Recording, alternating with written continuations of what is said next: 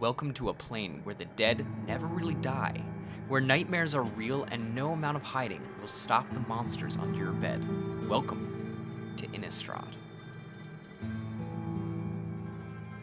Hello everyone, and welcome to the first of a 4-part series here to catch you up on all Magic lore about Innistrad.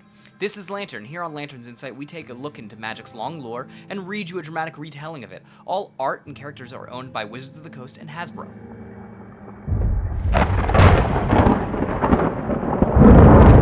Let's talk Innistrad.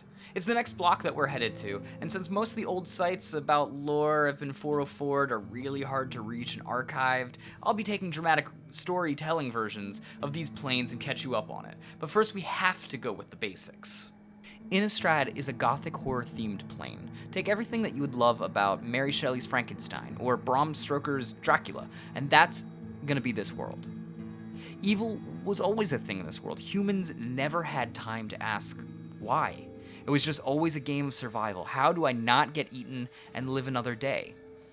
This was before the mysterious appearance of Avacyn, their angelic savior. The human populace quickly created a church around her, focused on safety during life and the blessed sleep and uninterrupted death.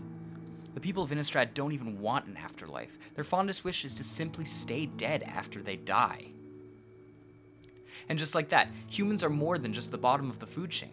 They had weapons, charms, and spells before, but now they have protectors. But this isn't stopping our creepy crawlies from trying. Geists are restless spirits that linger in the plane, usually through a strong emotion. They turn away from the reunion of the plane's essence and come back as a ghost. But using Avacyn as a psychopump is a guide whose primary function is to escort the souls to the afterlife so they can serve as guides through various transitions of life. Oh. So using Avacyn as a psychopomp, they can come back under less duress means, act as spiritual helpers or servants. Geists are generally blue and white, but can be found in pretty much all colors. Vampires, though, only come in black and red flavors. Well, except for Jelliva. She's kinda got some psycho vampire tricks. Hey, we aren't talking about you yet! See what I gotta deal with? Vampires see themselves the same way that a shepherd would see his flock. They're above us and refined, always balancing their thirst with blood with social vampire etiquette. These vampires are a bit different here than other planes. They were created by Egger Markov through a mix of alchemy, demonic rituals, and a little bit of angel blood. So they aren't undead, just more or less cursed or damned. But there are more than just one bloodline that came from the Markovs. Vulcanwrath, warrior vampires, have special gifts of flight, and Stormkirk, who have strong glamours, prefer to live like noblemen and play politics, while the Valdarans, who can shapeshift, are basically batshit crazy. Get it? Batshit crazy? Yeah? Yeah. Now, the Zombies of Innistrad come in two different forms: the black mana-allied ghouls, or the blue-aligned scab. Ghouls are magically animated corpses that are called up by ghoul callers to shamble around, very much Liliana-like. Scarabin create scabs, and are basically Dr. Frankenstein creations. Using science, they're created with different body parts, and have 4 stages of development, which boil down to getting the body parts, marking the zombie with ruins, replacing blood with vital and flammable fluids, then calling the zombies back to life in a similar fashion as to how the ghoul callers do. They also use a little bit of angel blood in their mixtures. I don't know what it is about everyone in this world and angel blood, but don't they know that unicorn blood is really the way to go? Come on guys, catch up with the rest of the world. The Red-Green Werewolves are classic British werewolves of novels. They transform with the moon and are weak to silver. But they have a few twists too. In Innistrad, a werewolf's human body is assaulted by wild nature mana, and results in the host having a split soul. Think 2 sides of the same coin, kinda like Bruce Banner and the Hulk.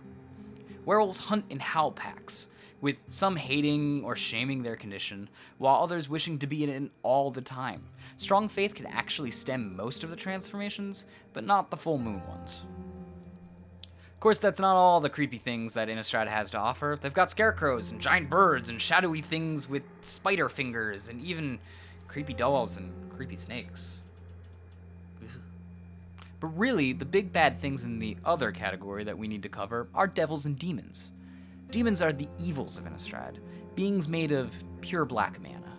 Devils are the red counterparts, whose basically only goal is malicious mischief. The Ashmouths sometimes pop them out randomly, and they raise some serious hell. Edgar Markov created the vampires, and it was based on a demon right given to him by a demon named Shilgengar. At this time, demons were pretty much unheard of in Innistrad, but after this, they started popping up left and right. And only Avacyn and her angels were able to stem the tide. It turns out that these guys can't be killed, just reformed into something else later. So, Avacyn decreed, what can't be killed will be bound. She made special collars to trap these demons, resulting in what became her symbol. And how did they came to bind those demons, you ask? Well, you'll have to come back on the next episode, won't you? Aha! Gotcha! Hey, go away. Come on now.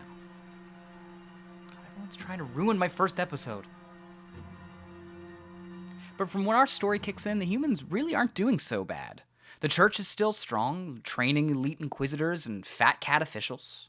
Of course, it's still a pretty hard life for the traders, hunters, who are basically the poor people of Innistrad, and they're still getting attacked by zombies and werewolves, but the church provides a measure of safety and a hopeful, uneventful death. But underneath the surface lies the Skirkstad cult, who's infiltrated every part of Avacyn society, even as high as the main church. So it's not as great as it seems in Galvany. Speaking of which, there's 4 main provinces of Innistrad: Stensia, Keswick, Nephalia, and Galvany. Galvany is where the church resides, and the angels roost. They roost, right? They got bird wings, so they roost. This is where angels roost and humanity is at its happiest. Lots of open fields and strong walls. The main city of humanity here is Therabin.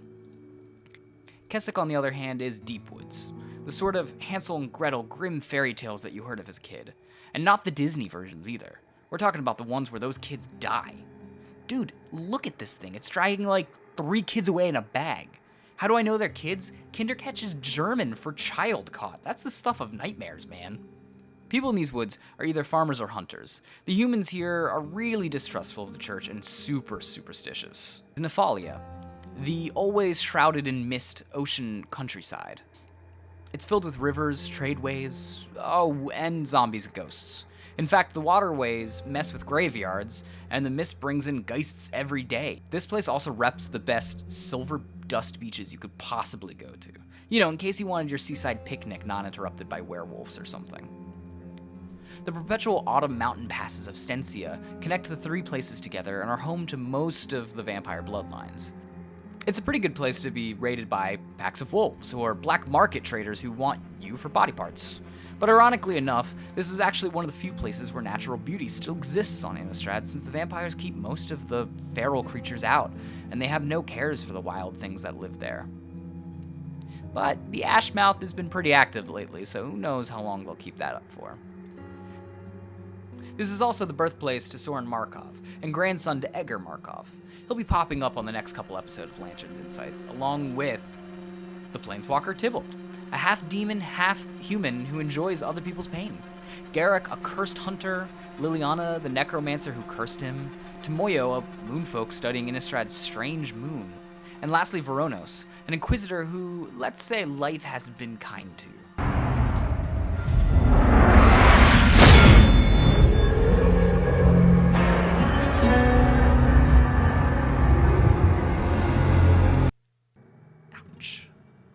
Your non-walker side characters are Gissa and Geralf, twin necromancers, Mikasis, the current head of Avacyn's order, and Thalia, the captain of Therabin's army. While it might be bright and shiny right now for the humans on Innistrad, this is not going to be the case when the story kicks in. The wards have been failing, and the charms have been fading. Avacyn hasn't been spotted for a while now, and Mikasis has a secret that he's been keeping.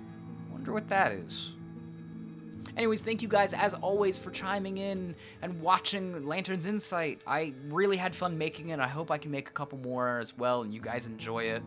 Leave comments down below if you guys have any suggestions to something you want to see into the future. Subscribe if you want to see the next upcoming videos. I promise they're going to be very cool. I've been working on them for a while.